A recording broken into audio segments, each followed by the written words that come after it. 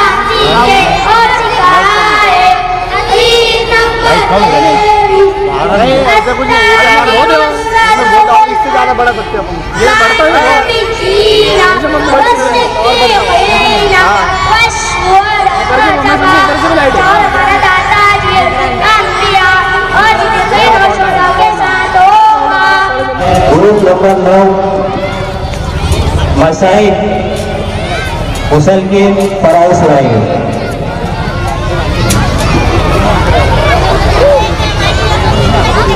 हमने बड़े अदब के साथ मौलाना अंसार हक साहब को दावत के आए और अपने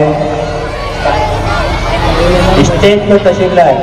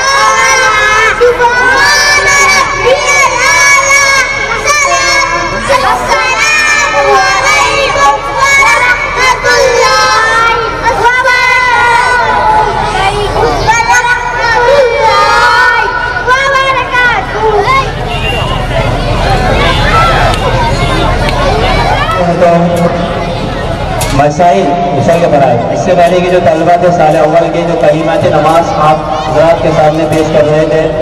अब इसके बाद उसल के वज़ू के फराइज़